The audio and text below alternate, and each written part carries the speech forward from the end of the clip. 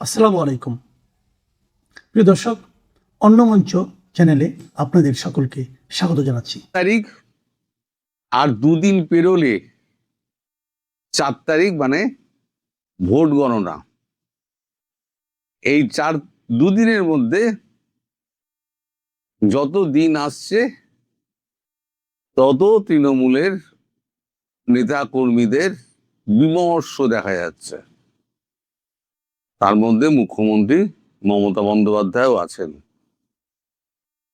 আজকে আমি আপনাদের বলবো যে 2011 সালে যে মুখ্যমন্ত্রী তুমুল জনপ্রিয়তা নিয়ে এসেছিলেন, মাত্র 15 বছরের মধ্যে তার জনপ্রিয়তার এই হাল কেন?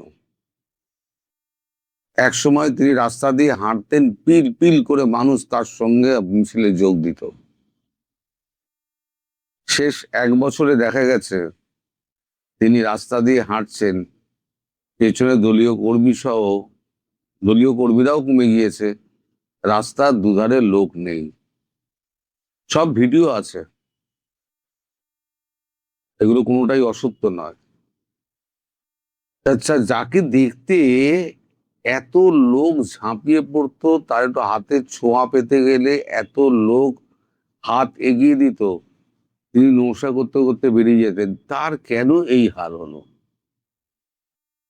আসলে গদিতে যখন মানুষ বসে না, তখন সে মনে করে আমি হলাম রাজা বা আমি হলাম সম্রাজ্ঞী, আমি যে গদিতে বসে আছি সেই গদিতে বসে আমি যা খুশি তাই করতে পারি। মানুষ না, আমি বলি না মানুষ বোকা না, দর্শক যেমন আপনারা বোকা নন, মানুষও বোকা নয়। আর পশ্চিমবঙ্গের মানুষ তো আরো বোকা নয়। পশ্চিমবঙ্গের মানুষ অবজার্ভ করে, যেমন কংগ্রেস আমলকে অবজার্ভ করেছে, যুক্তফ্রন্ট আমলের অজয় মুখার্জির ওই স্বল্পকালের শাসন অবজার্ভ করেছে, জ্যোতি বসু 34 বছরের অপশাসন অবজার্ভ করেছে, তারপর 15 বছর মুখ্যমন্ত্রী মমতা বন্দ্যোপাধ্যায় অবজার্ভ করেছে তার কাজকর্মকে। প্রথম 5 বছর কিন্তু মুখ্যমন্ত্রী কিন্তু তার ঠিকঠাক কাজ করে গেছিলেন। এবার দ্বিতীয়বার যখন তিনি এলেন, সেই সময় থেকে তার মধ্যে পরিবর্তন দেখা দিল। যেমন ধরুন, মুসলমান ভোটকে কবজায় আনার জন্য তাদেরকে তোষামত করা, হিন্দুদের উপেক্ষা করা, হিন্দু দেবদেবীদের উপেক্ষা করা, এবং তার একটা আস্থা ছিল যে সুন্দর মুখের জায়গা জয়যাত্রা সর্বত্র। তিনি টালিগঞ্জের অভিনেতা অভিনেত্রী দিয়ে দাঁড় করিয়ে তিনি গ্রামের মানুষের ভোট টানতে শুরু করলেন। আর গ্রামের মানুষ কি, সব সিনেমা সিরিয়াল দেখে, তারা নায়ক দেব দেখছে, কোয়েল মল্লিক দেখছে, তারপর আরো সব নাম করছি না, তারা তারা সমস্ত আসছে, তারা দেখছে, তারা উজাড় করে তারা ভোট দিয়েছে। দিয়ে দেখলো যে আমি তো ভোট দিলাম, যাকে দিলাম তাকে কিন্তু আর দেখা গেল না। তাদের তো সময় নেই, তাদেরকে দিদিমণি ধরে এনেছেন, তারা এসে তারা ভোটে দাঁড়িয়েছে, ভোট নিয়েছে, তারা আবার যে যার শুটিং করতে চলে গেছে। রাজনীতি তিনি একাই করেছেন। এই যে দুটো ক্ষেত্রে আমি বললাম যে হিন্দুদের অপমান করা এবং মুসলমান তোষণ করা, হিন্দুরা এটা আস্তে আস্তে আস্তে আস্তে বুঝতে পারলো যে আমরা নিজেদের পায়ে নিজেরা কুড়ুল হয়েছি। যে কারণে আমি দুর্বৃত্তায়ন দূর করার জন্য আমি সিপিএম কে আমি তাড়ালাম, এর একজন এসে বসে আর এক দুর্বৃত্ত ক্ষমতায় বসে গেল, তারা আমাদের কোণঠাসা করতে লেগে গেল এই দলটা। তারপর হলো গিয়ে গুন্ডাবাজি, চুরি ডাকাতি মাৎসন্যায় হচ্ছে। মহিলা মুখ্যমন্ত্রী থাকাকালীন মহিলাদের উপরে যে অত্যাচার পশ্চিমবঙ্গে হয়েছে সারা পৃথিবীতে কোথাও বোধহয় হয়নি। মহিলারা হলেন এখানে সব থেকে অসুরক্ষিত। ধরুন আমি একটা আইন কিরকম ছিল, আপনি যদি মমিনপুর পার হন, কলকাতা ঢোকার মুখে মমিনপুর যদি পার হন এবং যদি ধর্মতলা অবধি আপনি যান, হিন্দুদের জন্য একরকম আইন, মুসলিমদের জন্য একরকম আইন। আজকে আমি যা বলছি খোলাখুলি সোজা সাপটা বলছি। ধরুন আমাদের জন্য বাইকে যেতে গেলে সিঙ্গেল হোক আর ডবল হোক আমাদের হেলমেট পরতেই হবে। হেলমেট সুরক্ষার জন্য পরা, সেটা আমি মানি। হেলমেট পরলে নিজেরই ভালো। সরকার যা করে সুরক্ষার জন্য করে। কিন্তু মুসলিমদের জন্য কোনো বিদেশ নিষেধ নেই। আমরা দুজনের বেশি আমরা বসাতে পারবো না, সেখানে তারা 3 জনও বসাতে পারে, 4 জনও বসাতে পারে। তাদের জন্য ট্রাফিক সিগন্যালের বাধা নেই, তাদের জন্য ফাইন নেই, তারা যা খুশি তাই করতে পারে। এবং আপনি যদি তাদের সঙ্গে তর্ক করেন, একটা মুসলমান 10 জনকে ডেকে আনবে, ডেকে এনে আপনাকে সোজা পিটিয়ে হাসপাতালে ঢুকিয়ে দেবে। পুলিশ সামনে দাঁড়িয়ে থাকবে, কেউ আপনাকে বাধাও দেবে না। আর পারলে বলবে ছেড়ে দিন, আপনি উঠে যান, বাসে উঠে যান। কিন্তু তাদেরকে নিবৃত করার চেষ্টা করবে না। তার থেকে আস্তে আস্তে মানুষ বুঝতে পারলো যে হিন্দুরা তার কাছে অসুরক্ষিত হয়ে গেছে। এরপর তৃতীয় ভুলটা উনি করলেন সেটা হচ্ছে আইপ্যাক বলে একটি সংস্থাকে তার ভাইপো অভিষেক বন্দ্যোপাধ্যায় নিয়ে এলেন। তারা এসে সমস্ত যে কাজটা দিদিমণি করতেন সেই কাজটা তারা শুরু করলো।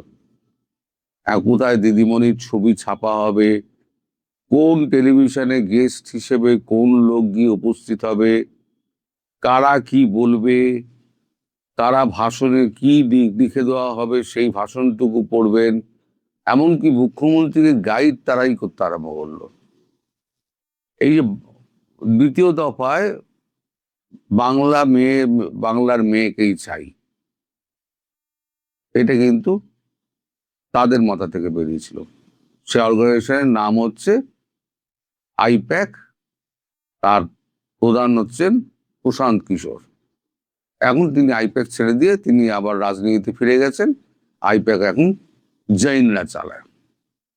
যে জৈন অ্যারেস্ট হয়েছিল, আমি বলেছিলাম। এখন তাদের যে সমস্ত বাচ্চা ছেলেপিলে আছে, তারা এই বয়স্ক সমস্ত যারা দীর্ঘদিনের বিধায়ক তাদেরকে নিয়ে জ্ঞান দিত। আপনি এই বলবেন, আপনি ওই বলবেন, আপনি এখানে যাবেন না, ওখানে যাবেন না, হাত পায়ে বেরিয়ে পড়িয়ে দেওয়া। এটা কিন্তু দলের নেতা মন্ত্রীদের একটা মানে মানে এ অসহ্য হয়ে গেছে তাদের কাছে এই জিনিসটা। তার রীতিমতো অপমানিত বোধ করছিলেন। ফলে দলের মধ্যে একটা তীব্র অসন্তোষ তৈরি হয়েছিল। এই বাচ্চা ছেলেগুলো যারা আমাদের নাতির সমান, তারা এসে আমায় জ্ঞান দিচ্ছে রাজনীতি নিয়ে, এটা তারা বরদাস্ত করতে পারছিল না। এই সব মিলিয়ে তৃতীয়বারেও ভোট ম্যানেজ করে কাউন্টিং, যার জন্য উনি এত ভয় পাচ্ছেন, কাউন্টিং এর জায়গায় গিয়ে উনি বসে রয়েছেন, যেখানে স্ট্রং রুম রয়েছে। বসে রয়েছেন কেন? এখন থেকে উনি ভাবছেন যে কাউন্টিং আমি যা করেছি ওরাও যদি করে, বিজেপি তো করবে না। বিজেপি জানে যা করার আমি করে দিয়েছি, এবার কাউন্টিংটা ফেয়ার হলেই হবে।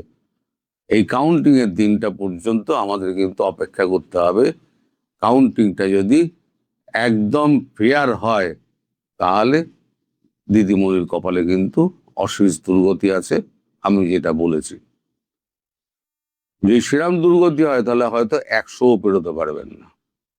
যদি সেরাম দুর্গতি হয়, তো যাই হোক, এখন এই যে আইপ্যাক চলে গেল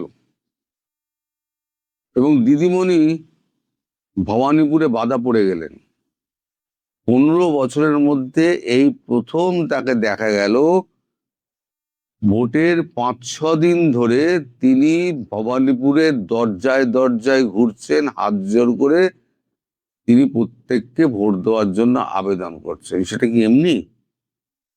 তা নয়। আসলে শেষের দিকে উনি বুঝেছেন যে জনতা ওনার থেকে মুখ ফিরিয়ে নিয়েছে, এটা উনি অনুধাবন করেছেন।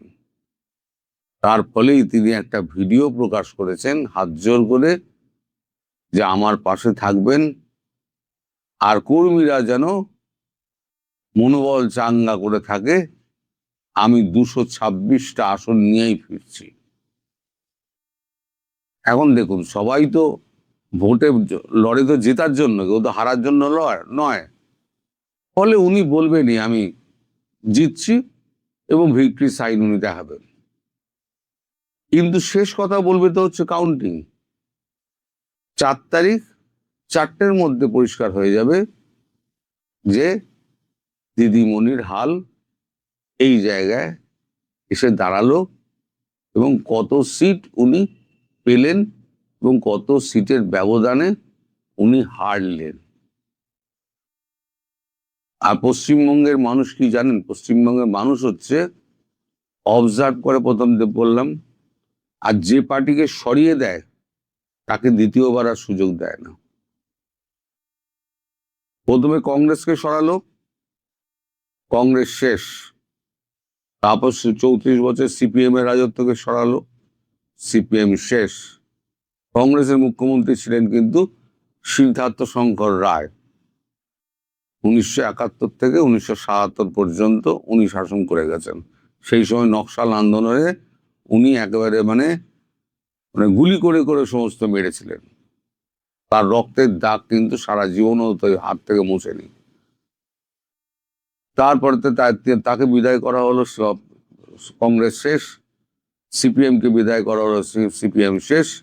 এবার তৃণমূল যদি বিদায় হয়ে যায়, ওই বলি না আমি, তেজপাতা হয়ে যাবে, আর তেজপাতা হয়ে যাবে। আর দিদিমণির স্বাস্থ্যও ভালো নয়, নানান রোগ আছে, ক্ষমতা হারানোর একটা মানে দম, মানে কি বলে, যে দুঃখ, ব্যথা, যে যন্ত্রণা, ভেতরে ভেতরে শোক এবং পুরনো ভুলগুলো যখন তার মনে পড়বে, তখন ভেতরে ভেতরে আরো উনি ভাঙবেন।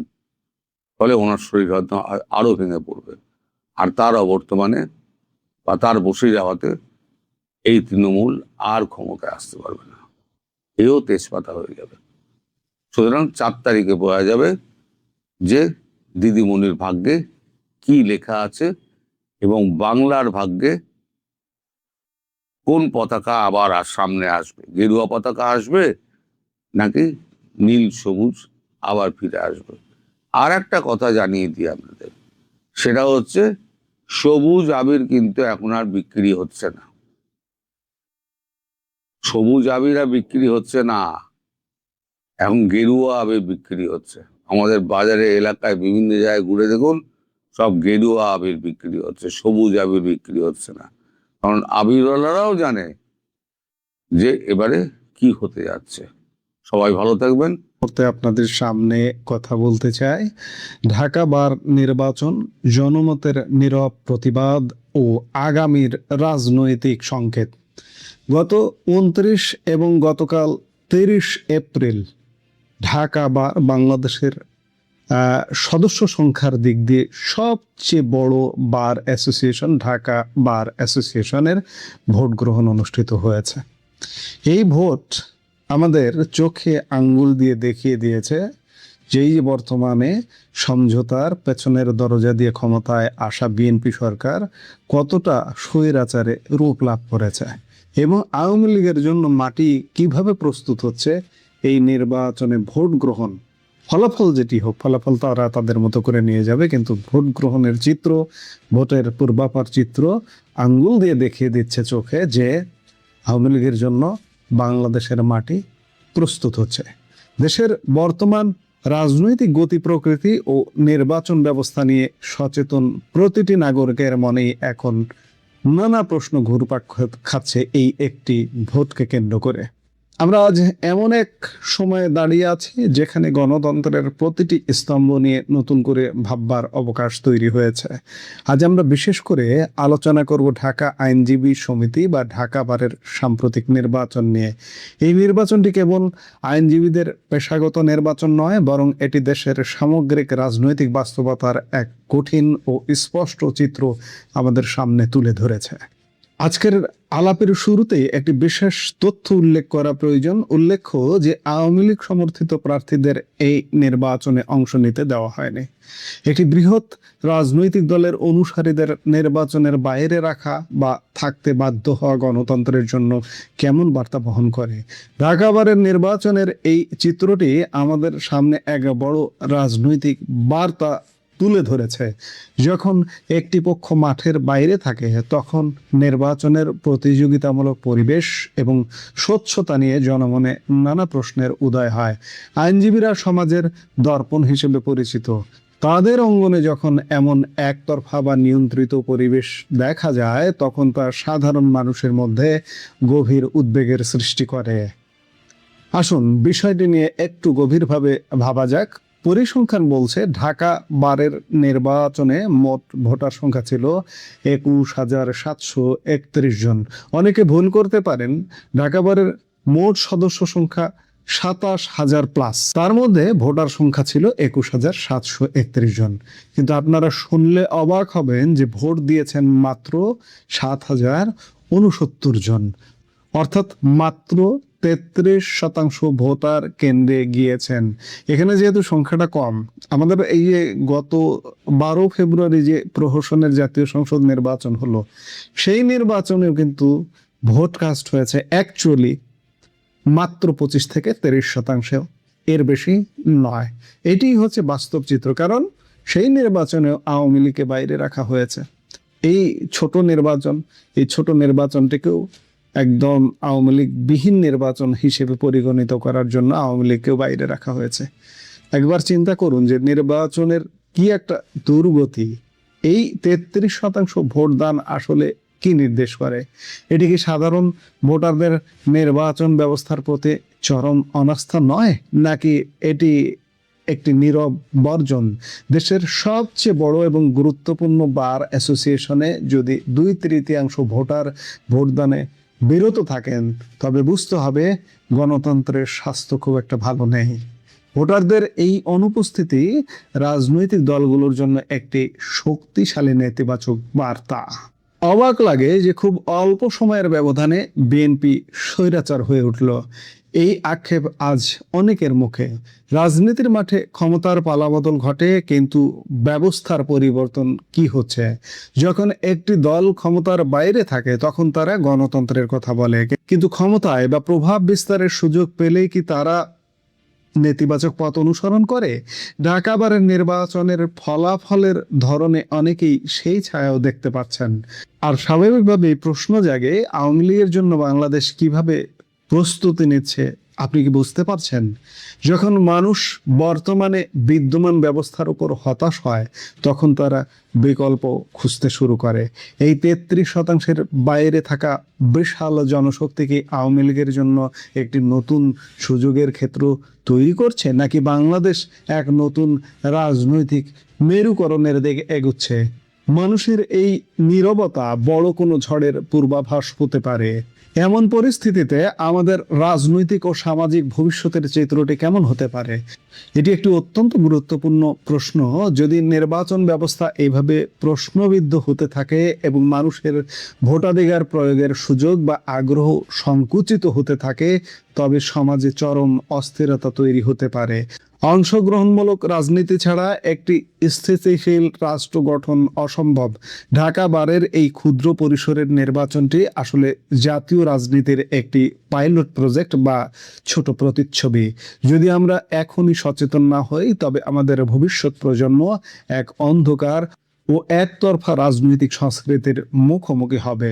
সুপ্রিয় দর্শক, ঢাকা বারের এই নির্বাচন আমাদের চোখে আঙ্গুল দিয়ে দেখিয়ে দিল যে ভোটাররা কেবল প্রার্থীর জয় পরাজয় দেখেন না, তারা দেখেন প্রক্রিয়ার স্বচ্ছতা।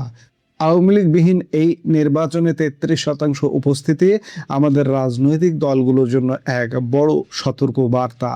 জনগণের আকাঙ্ক্ষাকে অবজ্ঞা করে কোনো রাজনৈতিক শক্তি দীর্ঘস্থায়ী হতে পারে না। একবার চিন্তা করুন, বিএনপি আসলে ক্ষমতায় এলো কিভাবে, কোন প্রক্রিয়ায়? আজকে বিএনপি ক্ষমতায় এসে এটা ভুলে গেছে।